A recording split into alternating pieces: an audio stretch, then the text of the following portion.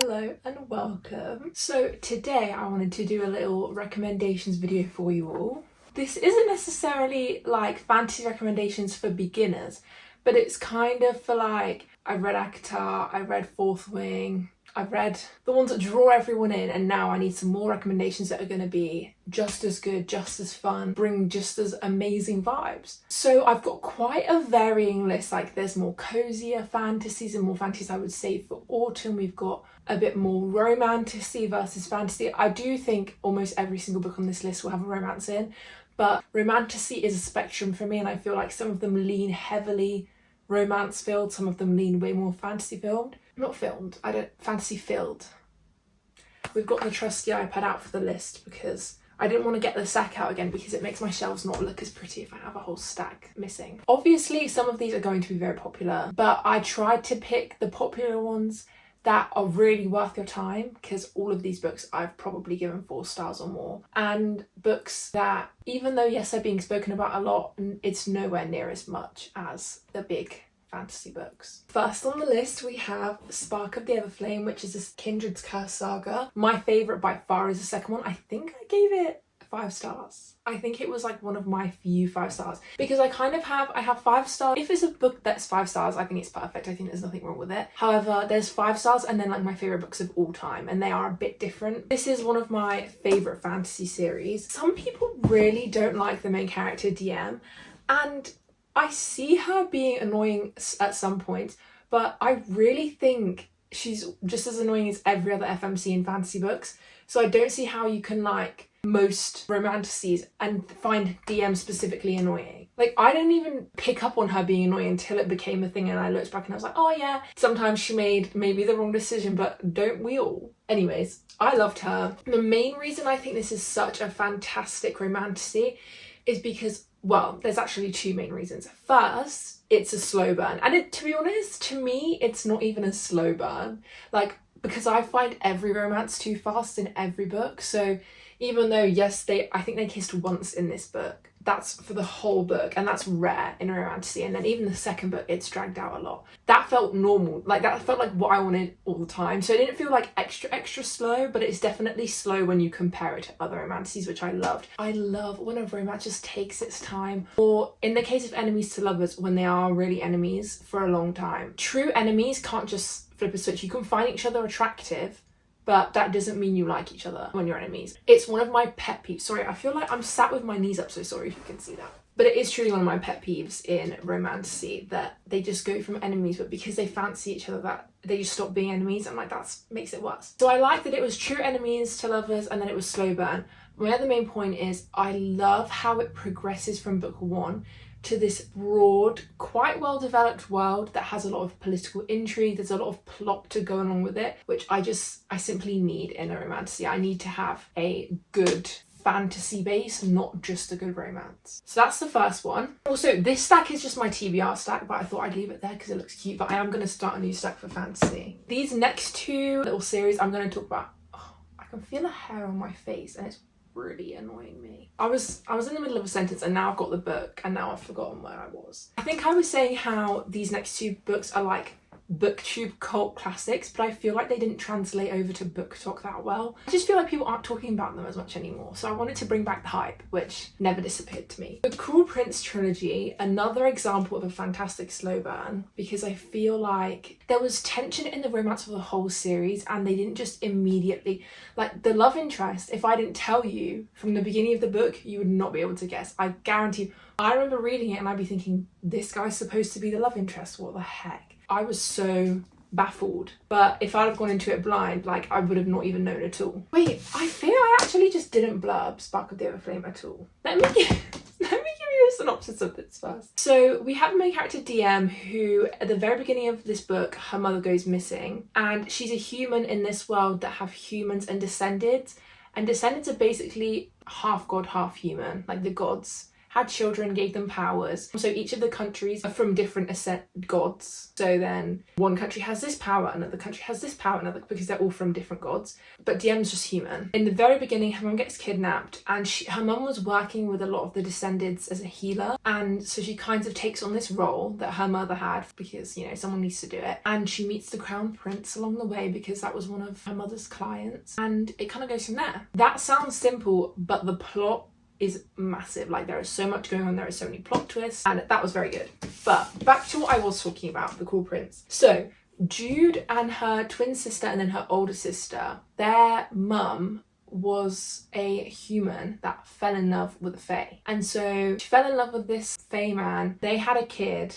And then when she was pregnant with the twins, she realised how horrible and truly... Because in this world, fae are ruthless. They are like the classic mythological fae from the old fairy tales that they can't lie, but they will really try hard to, and they're just ruthless and horrible, and they especially hate humans. And so the human mother realises how awful her husband is, and she fakes her death and runs away to the human realms instead of the fae realms. And then she has 2 more children there that are fully human. And so they're raised with the 2 sisters, and the main character is one of those 2 sisters, and then their older sister who is half fae. And they're just raised like human. And at the very beginning of this book is when the fae man from the other realm comes back to take his children. Well, one of them is his child, the other 2 are not his children. And so he takes them back to the fae realms. So since she was a young girl, Jude, our main character, has grown up in the fae realms. But she's a human, so she gets bullied, she gets mocked. She's absolutely like not having a good time. And she decides she wants to be a warrior or a knight, or like train for combat. And so she starts doing that. And then we also follow her sisters, and then Prince Carden, who is the prince. He is a very cruel man. He is the love interest, but I fear if you don't like true enemies to lovers, you won't like this, because he is horrible. Horrible, horrible man. I'm just going to leave the plot there because I feel like, once again, there is a lot of political intrigue and it gets a lot bigger than this, but that's the start.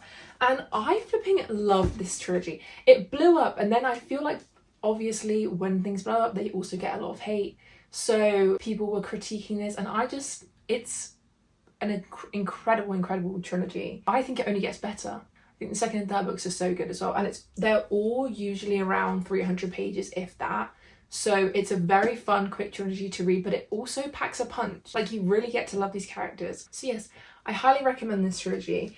And then the next little duology I wanted to talk about is Six of Crows, another BookTube cult classic. If I had to pick one book to label the BookTube book, it would be Six of Crows. This is the one, this was before Book Talk became a thing, pre-2020 on YouTube. Six of Crows was all the rage, and rightly so. It is fantastic. It's one of my god tier books. It's just beautiful. This is like an urban fantasy. They're all human, but it's not set in like the real world. Like, it's not set in modern day. It's set back in the day in a random made up countries. But they're all human apart from the Grisha, who... So this is set in the Grisha verse. So the original trilogy is a Shadow and Bone trilogy, and if you know about that, then you'll know what Grisha are, but I'll just explain it. They're basically people with powers, and you can have elemental ones, you can have ones that work with building and creating things in metal and whatever. You can have ones that work with healing or that can kill really easily. They all have different categories, but they're not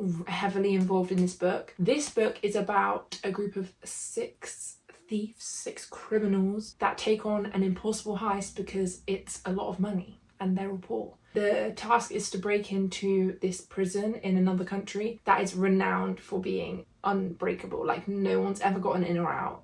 It's impossible. And they're only like 16 to 18 years old in this, which, let's be realistic here, they do not act how 16 to 18 year olds would. But they're supposed to be these young criminals, and everyone thinks, how are you going to do it? And you see their attempts. But it's so much more than that. The found family is what makes this book. The plot is really good, but the friendships and the relationships and everything in this book, like the 6 of them, they are truly my babies.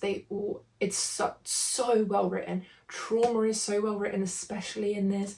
It's just beautiful, and I'm sure you've probably read it, but if you haven't, you need to pick it up. Next on this list we have Metal Slinger by Rachel Schneider. This is the indie edition, but I'm pretty sure it's been picked up to be published traditionally now. This blew up recently and I thought it was going to be a classic trashy romantasy. I was very happily surprised by this book. We start with Bryn, who is from the Alaha group of people, and these people are banished to the sea. They have to live out in the sea, so they kind of like build on the ocean, but it's all very temporary. They can't really grow any of their own food and they kind of just live out on the ocean, a bit like pirates. And then the Kenta, which are the people that live on land and had previously banished the Alaha. And so once a year, because obviously the Alaha can't grow any of their own food, there's a market day where all the Alaha go to Kenta and they pick up everything they need for the next year. Well, it's not really all of the Alaha. It's kind of like a once in a lifetime opportunity where you get put on the boat to go over. Our main character, Bryn, goes to this market and causes some havoc. And this havoc has a lot of detrimental effects to the relationship between the Kenta and Alaha. And it goes from there. And I will say that is basically only the first 50 to 100 pages.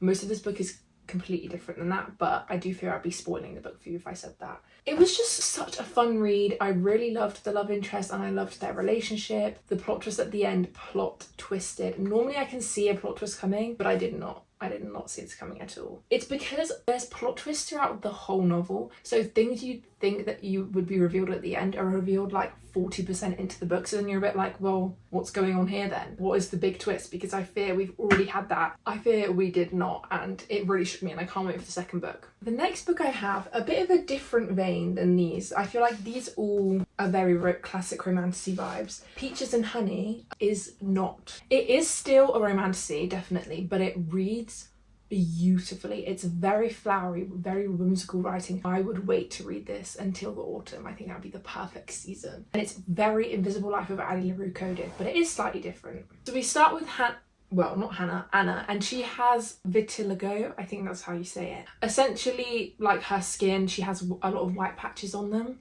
And this is in the 1100s, so everyone thinks she's a witch. So she hides out in the forest and a stranger turns up at her door and offers her this delicious peach. And she decides to eat it. And as she's eating it, she can hear people coming to attack her outside. She runs away and she finds out that she can't die, she can't be injured. She's completely healing after eating this peach. It turns out she's become immortal. So you follow her from the 1100s straight to the late 1900s in this whole book. It's only a few hundred pages as well. When I tell you, these 200 pages pack a flipping punch. I cried countless times. I think the messages in this book were stunning. The romance in it was beautiful.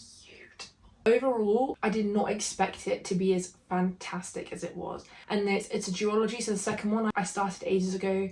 Didn't finish it because that's the classic thing my brain loves to do, is if I think I'm going to give a book 5 stars, it stops reading because I don't want it to end. Let me show you how heavily annotated the second one, because I wasn't in the annotating mood when I read this.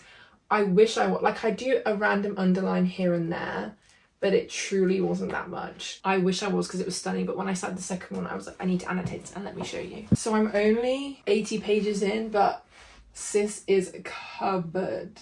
Like, covered, especially the first few pages. Like, look at that. Like, you're actually joking. It's just so stunning. And what I will say also is read the little chapter headings, because these bits here, it gives you insight onto the chapter. You're not going to get spoilers, but if you're a bit scared, you want to go in blind, don't do it. But they're stunning because they're from the other character's point of view. So you just get little snippets of his thoughts at the beginning of each chapter, and it's stunning.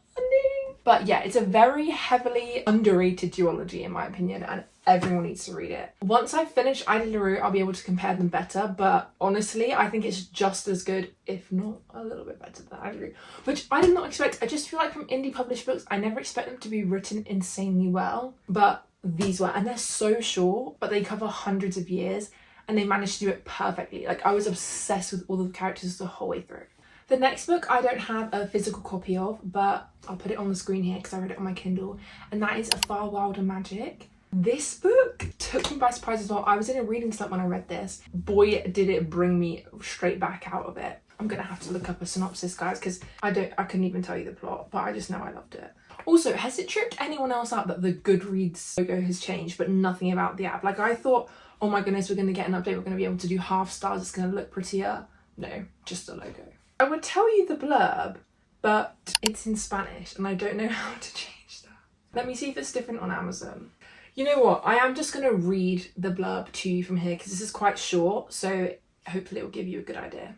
A deadly hunt, a love that could risk everything. Maggie Welty lives in an old creaking manor with just her bloodhound for company, but when Maggie spots a mythical fox god in the woods, her fate is changed forever. Whoever tracks down and kills Sahala in the half-moon hunt will earn fame and riches. If Maggie wins the hunt, she knows her mother will finally come home. But she can't win on her own. Enter Wes Winters, a troubled and arrogant outsider obsessed with the dark art of alchemy, a dangerous magical practice that changed Maggie's mother forever. But Wes might just have the secret to killing the Hala. As the hunt takes over, the pair are drawn together as they uncover a dark magical secret that may put everything they hold dear in peril. And honestly, that describes it perfectly. It's all coming back to me now. So I thought the plot was going to be quite simple, but it's truly intricate and it's just a standalone. So it's perfect if you're in a cozy mood, 100% another September, October time fantasy book. I would even read this around Christmas time, like it's very cozy and very wintry. And it's basically about Maggie and Wes who pair up for this hunt, to hunt this fox. But there's a big magical element in it, which I didn't expect, even though I should have expected it from the title, but it seemed very tame in the beginning. But alchemy is a huge part of it. And you can see with her relationship with her mother, that was, I think, very well done, like the kind of complexity of it. And I loved the romance in this book. I ate every scrap up of that romance and I wish more authors wrote like it because you don't find that often. But hopefully in these books you can see my taste of romance in fantasy, and please give me recommendations down below for more books that are similar like to that. I couldn't make a fantasy recommendations video without including my baby. The Once Upon a Broken Heart trilogy, one of the best trilogies ever. It is my taste in books. So to give a short summary, we have Evangeline, or Eva as she's called most of the time, and her true love has got engaged to her sister, and so she thinks this can't be right, he's under a spell, there's no way he would ever get engaged to her. And so she prays to the Prince of Hearts, which he's a fate, and fates are kind of like these immortal beings that all have their own niche powers. Jax, which is the Prince of Hearts, his kind of power is that he can fix things. Any problem you have with love, he can fix, but his kiss is fatal apart from his true love. And he's known to be very ruthless, very cruel.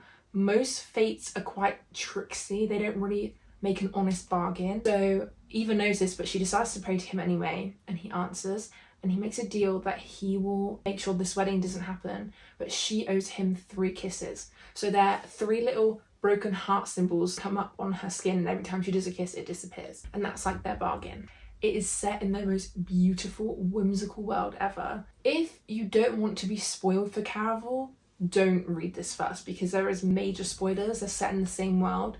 But I read this first because I don't really care about Caraval, and now I know what the spoiler is. I read the first book anyway, and to be honest, that series just doesn't interest me as much. So I'm not mad that I got spoilers, but if you're truly intrigued by Caraval, please read it first, because like you don't have to read it to make sense of this world. This series stands on its own perfectly. But if you want to read Caraval, you need to read it first because it does have spoilers. So that's that. The next fantasy I have to recommend to you is Belladonna by Adeline Grace. This is a bit different to some of them. It's much more gothic and more eerie, which is the same as the next book as well. I love this book, not even for the romance, but let me tell you, one of the love interests is death. Tell me that is not perfect. In fact, I do think that's the only love interest. I can't remember. But we start this book with Signa Farrow becoming orphaned, and every new family that she goes to ends up dying. Everyone around her that she loves ends up dying. And so her kind of last port of call is to stay with the Hawthorns, which are like some loose relatives. So she goes to stay with them, and she's determined not to let death follow her this time.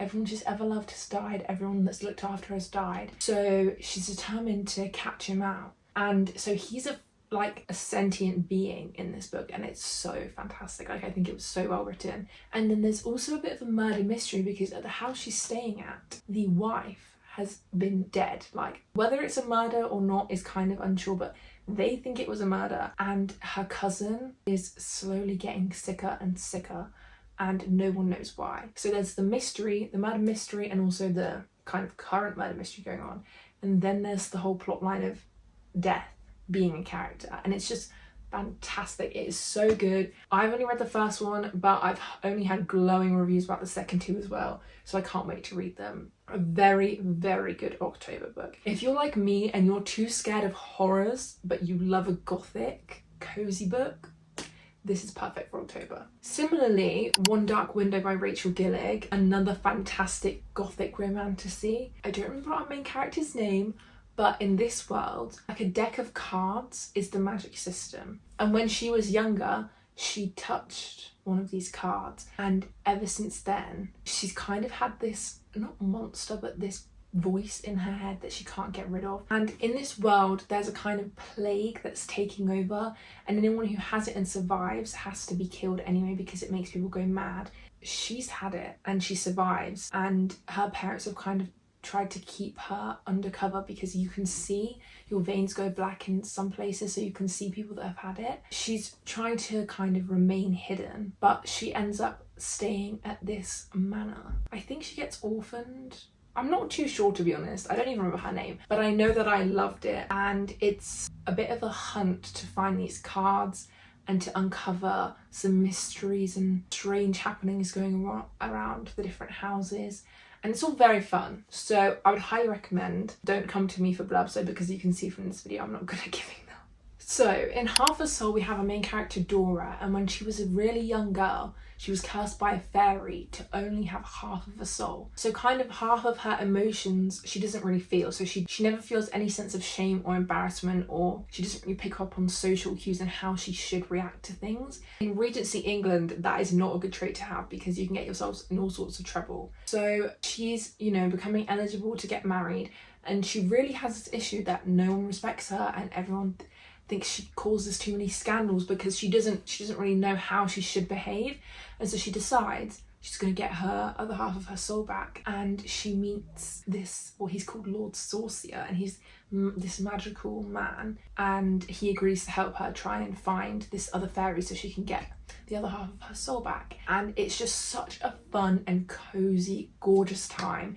It reads like a fairy tale. It's very funny, like very funny. It's not like proper high fantasy or anything. It's only 200-ish pages, I think, but it's just so fun. It's part of like an interconnected series, I think, but each series follows different people, so it's a standalone essentially because there's no more plot to this story, and it's just so beautiful and the romance is so cute. I was giggling it. I read it in like a day or two. It's so easy to binge and I heavily recommend. Divine Rivals, truly could be a god tier. Like, it's so close to a god tier but it's not quite there, but it is gorgeous. Now this did blow up when it came out, but I feel like no one's really talking about it anymore, so we need to get the hype back up for this duology. We follow Iris and Roman, and they're kind of rivals at the newspaper that they work at, but she finds this magical typewriter and she starts writing letters on it, and they end up getting received. So she's writing to her brother who's in the army, but it kind of gets lost in translation because of this typewriter. It goes to the owner of the other typewriter instead. So Iris starts falling for this mysterious man who she's writing letters to. The fantastical side of the story is that there is essentially a war between two gods going on, which is the one that her brother's fighting in, and she's supposed to be a reporter, but then she gets the opportunity to go and report about the war from the front lines. And so she goes there, and so does the mysterious man who's writing her letters, and they turn up. So that's like the second half of this novel. So it's very fun. I think it's so beautiful and romantic. The fantasy is not that strong. This is much more of a romance novel, but it's not strong in a way it's empty. It's just that's not the main focus of the story. So it doesn't feel like someone's just written a romance and then thrown a bit of fantasy in there because it's trendy. It feels just like a truly gorgeously romantic novel with a fantastical background. It feels very intentional. It feels very intentional that the fantasy isn't the forefront of this novel, and I know it's supposed to be a bit more in the second one, which I've not read, but I need to because I loved this book. But I heavily recommend, if you want a good, beautiful romance, the letters in this book are to die for. It's just so good. Daughter of No World. I remember first reading this and not thinking too much of it, but then I finished the trilogy and like upon reflection, some of my books just fell over because so many books are missing from that specific shelf. But upon reflection, like thinking about this book, I think if I reread it, I could genuinely give it like 4.75 stars because it's truly beautiful. I did love A Serpent and the Wings of Night, which is also by Carissa Broadbent, but I feel like this series is not talked about enough and it needs to be. So we have Tisana, this gorgeous woman on the cover, and she's a slave, but she's been saving up all of her earnings to buy her way out of slavery. But then it goes a bit wrong and she has to run away. So she runs away and she goes to the Orders, which are like the magical training grounds to be trained as a wielder of magic. I apologise if the lighting's changed, but my light just ran out of battery, so I'll just have to live with it. But she goes to be trained, and most people are trained from being young children, so no one wants to train her. The only person that is available to train her is Max, and he is a grumpy not old man because he's the same age as Tisana, but he's a grumpy man, lives out in the middle of nowhere, and he basically refuses to teach her, but she's determined. So she stays at that cottage and she works her butt off to prove that she's worthy of being trained. It is stunning. Like, the romance is insane, let alone the plot. The plot in this world, very well thought out, very detailed. The world felt so well-rounded. Like, it didn't just feel like a cop-out fantasy world. It felt like Carissa had put thought into it, and the plot was fantastic, especially as it progresses into the second two books. This is quite short. The third book was nearly 1,000 pages on Kindle. Like, it really gets epic. I'm gonna reread it once I've bought all the physical copies because I read them all on Kindle Unlimited. So I've got the first one and I need to buy the second two because I'm gonna reread and annotate them because I just loved this series so much. Okay, that is all I have time for today with this stunning selection of books, but I've got so many more recommendations. So if you want a part 2, let me know. I hope you enjoyed this video and I'll see you soon. Bye.